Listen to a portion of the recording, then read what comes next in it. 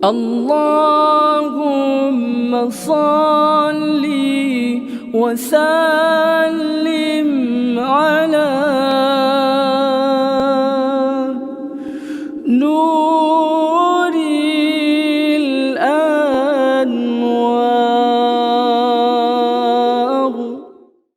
Assalamualaikum warahmatullahi wabarakatuh. A'udzu billahi samil alim minasyaitonir rajim. Bismillahirrahmanirrahim. Alhamdulillahi rabbil alamin wa bihi nasta'in ala umuri dunya waddin. Wassalatu wassalamu ala asyrafil anbiya'i wa mursalin sayyidina wa maulana Muhammadin wa ala alihi wa sahbihi ajma'in.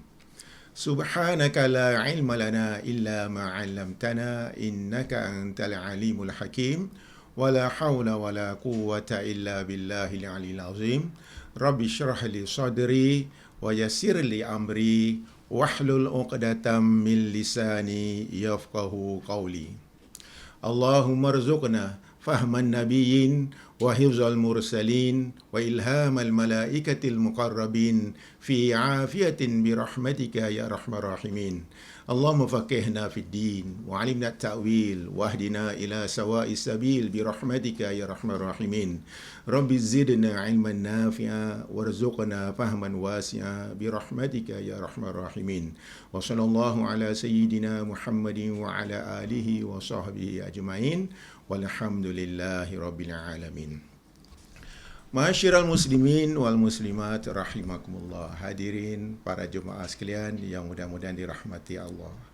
Alhamdulillah, mari kita sama-sama berbanyak syukur kepada Allah Subhanahu Wa Taala yang mana dengan izin kurnia-Nya pertama-tamanya kita masih lagi dikurniakan Allah Taala kesihatan dan kesempatan untuk sama-sama kita mengikuti kuliah tafsir juz amma yang kita adakan pada setiap hari Selasa malam Rabu, kuliah maghrib di Masjid An-Nur. Dan alhamdulillah pada hari ini dapat kita bertemu wajah walaupun tidak melalui dalam kuliah seperti mana biasa dalam musalla di dalam dewan masjid, tapi ini adalah salah satu usaha kita untuk sentiasa berusaha untuk mencari keridaan Allah SWT dengan terus berusaha untuk meningkatkan ilmu kita bagaimana yang dianjurkan oleh Nabi SAW, man ta'allamal Quran wa 'allamahu, ataupun khairukum man ta'allamal Quran wa 'allamahu. Sebaik-baik kamu ialah orang yang belajar Al-Quran dan dia mengajarkannya. Mudah-mudahan usaha kita ini khususnya oleh pihak Masjid An-Nur untuk sama-sama menghidupkan seterusnya kuliah maghrib kita dalam tafsir juz amma ini diberkati oleh Allah SWT. Para jemaah yang dirahmati Allah, alhamdulillah, marilah kita mulakan kuliah kita pada hari ini dengan bacaan surah Al-Fatihah dengan niat mudah-mudahan Allah SWT dengan rahmahnya mengkabulkan segala doa kita, khususnya kita mohon pada Allah SWT oleh kerana kita dalam keadaan yang menghadapi wabak penyakit coronavirus COVID-19 ini. Kita mohon kepada Allah SWT supaya mudah-mudahan kita semua dipelihara daripada wabak penyakit coronavirus COVID-19 ini, dan mudah-mudahan dihapuskanlah wabak penyakit coronavirus COVID-19 ini secepat mungkin, dan supaya dapat kita sama-sama terus dapat beribadah dan dapat ikuti kuliah-kuliah kita di masjid-masjid kita di Singapura dan juga di tempat-tempat yang lain. Dengan niat demikian juga kita mohon kepada Allah SWT mudah-mudahan diberi kita ilmu manfaat, dapat kita beramal dengannya, khususnya dapat kita memahami akan kitab suci Al-Quranul Karim, dapat kita mengambil iktibar daripada tafsir pada yang kita pelajari, dan mudah-mudahan dapat kita mengamalkannya. Dan juga kita mohon kepada Allah SWT mudah-mudahan kita dikurniakan keselamatan bersama keluarga kita di dunia maupun di akhirat. Dengan niat demikian, biniyatil kabul wa ilahatul rasul Sayyidina Muhammadin sallallahu alaihi wasallam. Al-Fatihah. A'udzu billahi minasyaitonir rajim.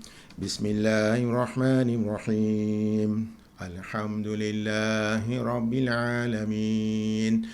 Ar-Rahmanir Rahim. Maliki yaumiddin. Iyyaka na'budu wa iyyaka nasta'in. Ihdinas siratal mustaqim. Siratal ladzina an'amta 'alaihim ghairil maghdubi 'alaihim waladdallin. Amin. Baik, para jemaah yang dirahmati Allah. Alhamdulillah, kita masih lagi membincangkan tafsir surah Asy-Syams. Tafsir surah Asy-Syams. Sebenarnya kita telah membincangkan tafsir surah Asy-Syams ini sudah lebih kurang 3 kali kuliah, ya. Oleh kerana lepas itu kita telah terhenti sebentar kerana keadaan yang kita sedang hadapi ini, dan alhamdulillah pada hari ini dapat kita sambung semula. Tetapi bagi para pelajar mengikuti pada pelajaran tafsir pada hari ini, untuk manfaat mereka semua, saya sukalah untuk mengulang semula serba sedikitnya daripada pengenalan surah ini, daripada ayat yang pertama hinggalah ayat yang seterusnya, ya, supaya dapat kita memahami. Jangan nanti dia tak faham pula yang mana Ustaz cakap dari mana contohnya. Hadirin dan hadirat, para jemaah yang dirahmati Allah, pertama-tamanya surah Asy-Syams dari segi bahasa ialah surah matahari, ya, surah matahari. Dan kalau kita lihat surah Asy-Syams ini, kenapa dipanggilkan Asy-Syams? Kerana Allah Taala bersumpah dengan demi matahari, wasyamsi wadhuhaha, ya, wasyamsi wadhuhaha, demi matahari dan cahayanya.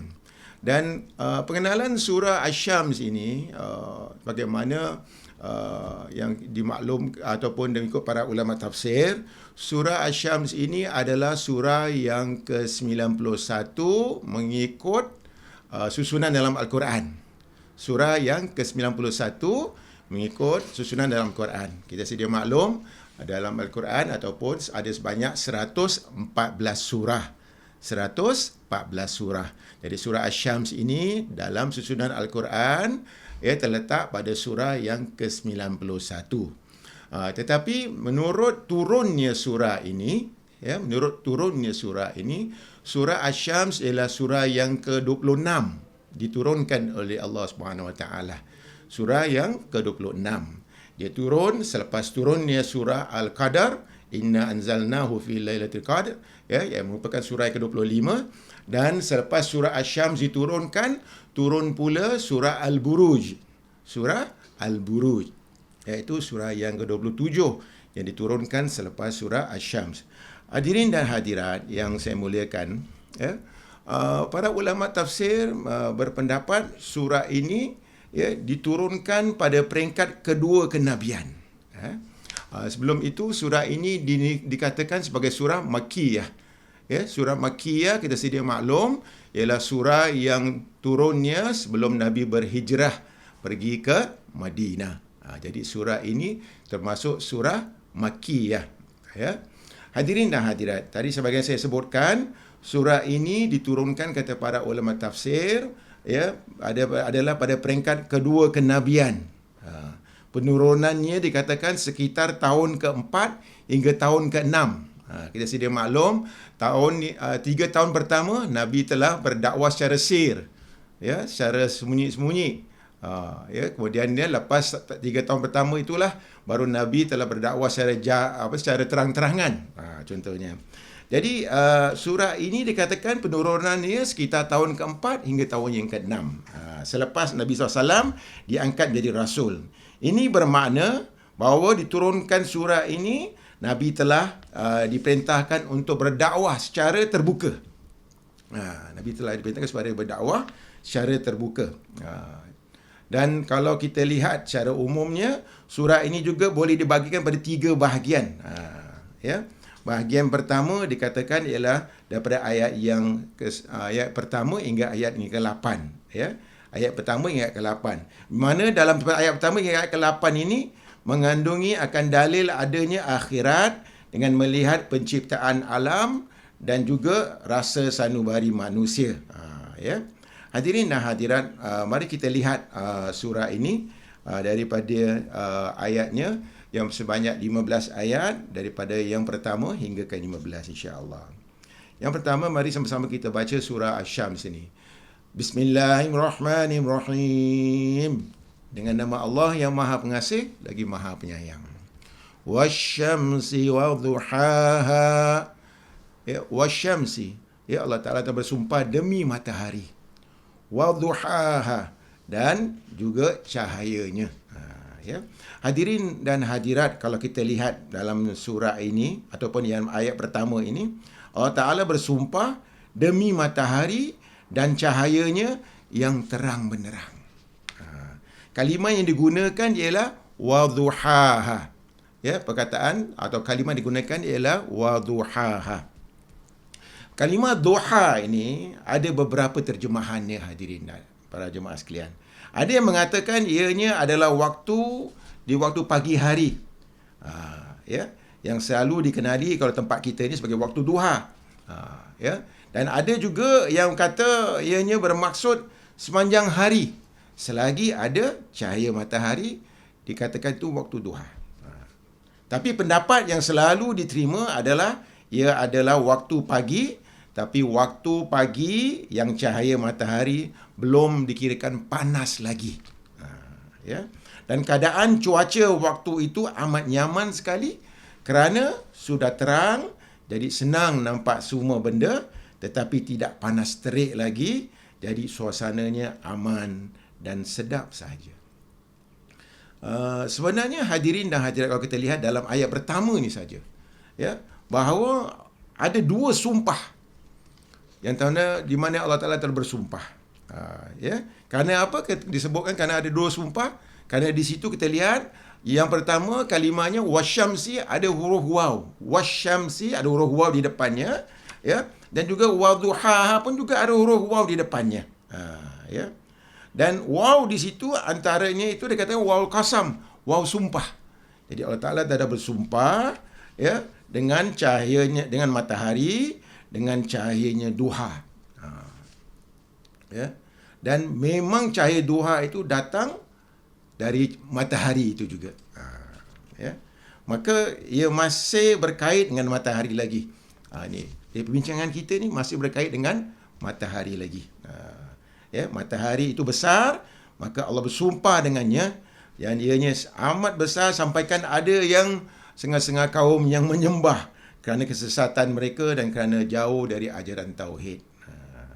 Sebab itu kalau kita lihat hadirin dan hadirat, Allah Ta'ala, kita dalam ibadah kita tak dibenarkan solat waktu matahari terbit dan juga waktu matahari tenggelam.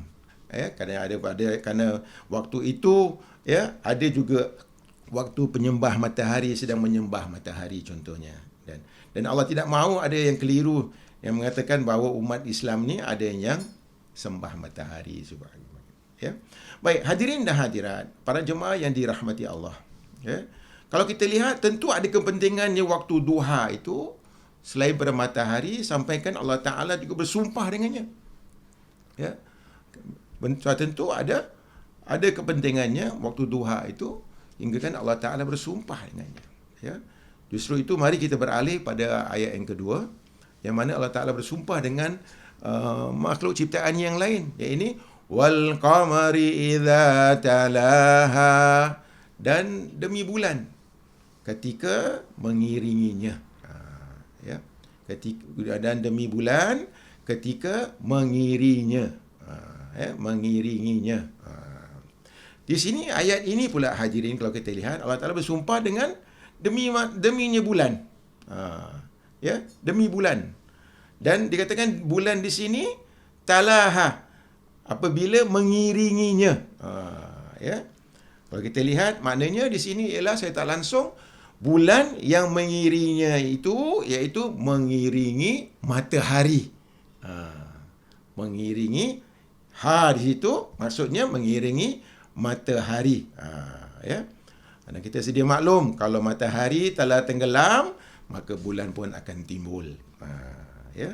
Dan bulan sentiasa ikut pergerakan matahari dan bulan tidak akan mendahului matahari. Ya. Jadi kita lihat di berpasangan bulan dan matahari bergilir. Ya, keluar dan tidak pernah keluar dalam masa yang sama. Ya. Hingga akhirnya akan sampai kepada satu masa di mana bulan akan bertembung dengan matahari dan keduanya akan hancur berkecai. Maka masa itu habislah kerana tibalah hari kiamat. Hadirin dan hadirat yang saya muliakan, kalau kita lihat juga bahawa matahari dalam ayat ini ya digunakan kalimah talaha, ya, wal qamari, dan bulan ketika mengiringinya. Ya, perkataan yang digunakan, kalimah yang digunakan ialah tala. Ya, tala, ta lam alif maksura, bermaksud mengikuti. Bermaksud mengikuti atau mengiringi. Ya. Dari kalimah perkataan ini juga digunakan kalimahnya tilawah. Tilawah. Ya. Macam kita baca tilawatul Quran. Ya. Bila kita sebut, kenapa disebut tilawatul Quran? Kerana seseorang itu bila membaca Quran, dia mengikuti semua tulisan-tulisan pada keadaannya akan diikuti seterusnya. Pada mashaf Al-Quran itu. Itu sebab dinamakan tilawah. Jadi kalimah tala juga boleh bermaksud bulan mengambil cahaya dari matahari. Ya, bulan ini mengambil cahaya dari matahari. Kerana bulan bukannya ada cahaya sendiri. Ini kalau kita belajar ilmu sains kita fahamlah. Ya, bulan ini bukan adanya cahaya dia sendiri. Ya. Dan mengikut pemahaman dari mufassir salaf yang juga saya tentu tentang faham akan perkara ini, kalau zaman moden inilah kita semua tahu bahawa bulan tidak ada cahaya. Tapi kalau ia bercahaya di malam hari, itu adalah merupakan pantulan dari cahaya matahari sahaja. Dan bukanlah cahaya itu dari dirinya sendiri. Ya. Kemudian mari kita masuk pada ayat yang ketiga. Ataupun sumpahnya Allah Ta'ala yang ketiga, ya, yang berbunyi wan nahari idza jallaha, wan nahari, dan demi siang ketika idza jallaha, ketika menerangkannya, ya, dan demi siang ketika menerangkannya atau apabila menampakkannya. Ya. Jadi hadirin, kita lihat dalam ayat ini, ya, para ulama tafsir menerangkan bahawa dan siang apabila dia memperlihatkan dirinya dengan jelas dan nyata, iaitu memperlihatkan cahaya matahari, sebab siang hari menunjukkan kegemilangan cahaya matahari itu. Ya, oleh kerana itu dhamirnya ha, ya, idza jalla ha. Dhamir atau ganti namanya ha itu dalam kalimah jalla ha, ya, merujuk kepada matahari. Ya. Dan siang ketika menerangkannya. Yang menerangkannya itu siapa? Matahari. Tetapi kalimat tajalla ataupun tajalla, ya, juga digunakan dalam bahasa Arab klasik untuk menunjukkan kepada seorang isteri, yang merujukkan kepada seorang isteri yang mencantikkan dirinya untuk pandangan suaminya atau lelakinya. Oleh itu, apabila kalimah ini digunakan jallaha dalam ayat ini, wan nahari idza jallaha, ya, di sini bermaksud Allah Ta'ala menjadikan siang untuk menunjukkan keindahan cahaya matahari, kerana waktu itulah bersinarnya cahaya matahari dengan cemerlang. Jadi kita lihat di sini Allah jadikan siang untuk menjelaskan cahaya matahari.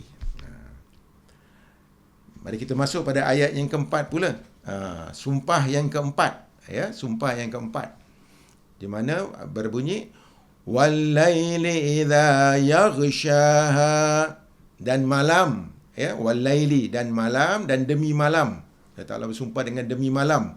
Idza yaghshaha, apabila ataupun ketika menutupinya, ataupun dan malam apabila menutupinya. Di sini hadirin kita lihat, dan malam apabila ia menyelubungi, iaitu menyelubungi cahaya matahari. Ya. Sekali lagi di sini Allah Ta'ala menggunakan perkara yang berlaku setiap hari sebagai sumpah. Ya, siang, malam, matahari, bulan contohnya. Ya, kerana apa? Allah Ta'ala mahu kita lihat perkara yang terjadi setiap hari itu dengan pandangan yang mempunyai ambil iktibar daripadanya. Pandangan yang baru mengambil pelajaran daripada dia. Jangan saja kita lihat memanglah ni matahari ada, ni bulan ada. Cuba kalau tak ada. Macam contohnya sekarang kan, contohnya kita dalam keadaan yang dalam keadaan menghadapi wabak ini, ya, sedih rasanya. Kita tak dapat datang ke masjid contohnya untuk ibadah. Tapi untuk kebaikan, untuk mengelakkan daripada merebaknya, menularnya lagi wabak ini, maka sebaiknya lah kita menghindarkan. Ya, tapi terasalah. Bila sesuatu itu dah tak ada, terasalah. Contohnya, ya. Memang kita setiap hari kita tengok matahari, kita tengok bulan, tapi kita mungkin jarang mengaitkan bulan dan matahari itu, ya, dengan kekuasaan Allah SWT. Contoh yang kita lihat sekarang ini semua adalah kekuasaan Allah SWT.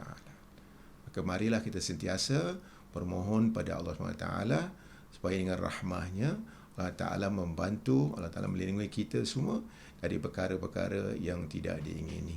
Mudah-mudahan kita dapat seterusnya beribadah dan mencari keridhaan Allah Ta'ala dengan tenang dan aman, dan mudah-mudahan bulan Ramadan akan datang dapat terus kita sama-sama beribadah, insya-Allah. Baik, hadirin dan hadirat, kerana dalam kuliah ini kita hanya akan buat lebih kurang dalam 15-20 minit saja, ya. Saya ingin membuat sedikit simpulan daripada ayat 1 hingga ayat ke-4 ini. Kalau kita lihat adalah kita Allah Ta'ala menceritakan berkenaan dengan matahari.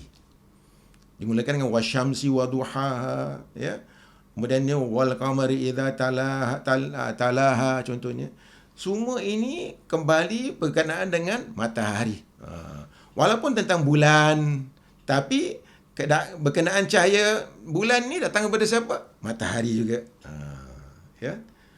Para mufassir, ahli mufassir berpendapat, ya, kalau kita lihat sebenarnya hadirin, yang sebenarnya Allah hendak mengaitkan matahari itu dengannya jiwa manusia atau nafs manusia nanti. Ya, dengan nafs manusia nanti. Tapi untuk masa ini kita berhenti di sini saja. Insya-Allah kita akan sambung lagi pada lain kali dengan ayat yang kelima dan seterusnya.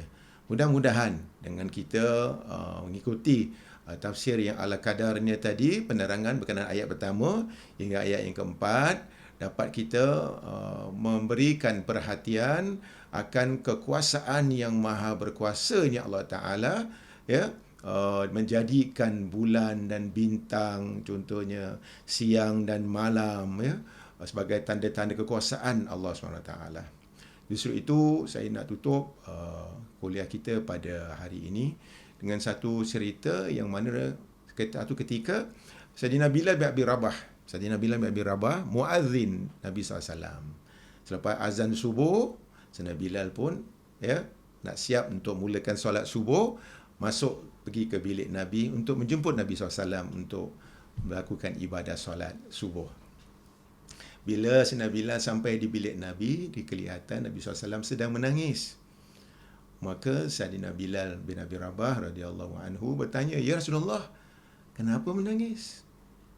Rasulullah SAW telah menerangkan malam semalam telah turun wahyu surah Ali Imran ayat 190 yang berbunyi, a'udzubillahi minasyaitonirrajim, inna fi khalqis samawati wal ardi wa ikhtilafil laili wan nahari laayatil liulil albab.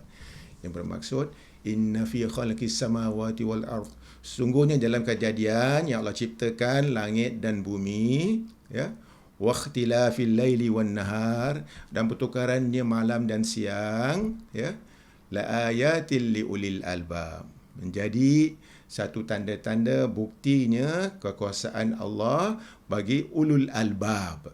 Ulul albab, kata para ulama tafsir, termasuk orang-orang yang berakal, orang-orang yang mahu memikirkan akan ciptaan-ciptaan Allah SWT ini. Ciri-ciri orang yang ulul albab ini, ya, dalam ayat yang disebutkan tadi, disambung lagi dengan alladzina yadhkuruna Allaha qiyaman wa qu'udan wa 'ala junubihim wa yatafakkaruna fi khalqis samawati wal ard rabbana ma khalaqta hadza batila subhanaka faqina 'adzabannar. Ya, orang-orang yang dikatakan ulul albab, ya, diterangkan Allah Ta'ala alladzina yadhkuruna Allah, ialah orang-orang yang sentiasa ingat kepada Allah Ta'ala, ya, akan kekuasaan Allah Subhanahu Wa Ta'ala. Dalam keadaan dia yadhkuruna Allah qiyaman, masa dia berdiri dia ingat pada Allah, wa qu'udan, masa dia duduk pun ingat pada Allah, wa 'ala junubihim, ketika dia berbaring pun dia ingat akan kekuasaan Allah Ta'ala, sentiasa ingat pada Allah Subhanahu Wa Ta'ala, ya. Dan wa yatafakkaruna fi khalqis samawati wal ard, yang dia sentiasa memikirkan akan apa yang dijadikan oleh Allah di langit dan di bumi. Ya, dan setelah dia memikirkan, dia pun berkata, Rabbana ma khalaqta hadza batila, ya Tuhan kami, taklah kau jadikan semua ini sia-sia. Subhanaka, maha suci engkau ya Allah, faqina adzabannar, maka jauhkanlah kami, lindungilah kami daripada api neraka. Sadaqallahul azim, wallahu a'lam bissawab. Mudah-mudahan apa yang disampaikan pada hari ini ada manfaatnya. Insya-Allah kita akan sambung lagi pada ayat yang kelima dari surah Asy-Syams hingga seterusnya. Sehingga berjumpa lain kali. Wabillahi taufiq wal hidayah. Wassalamualaikum warahmatullahi wabarakatuh.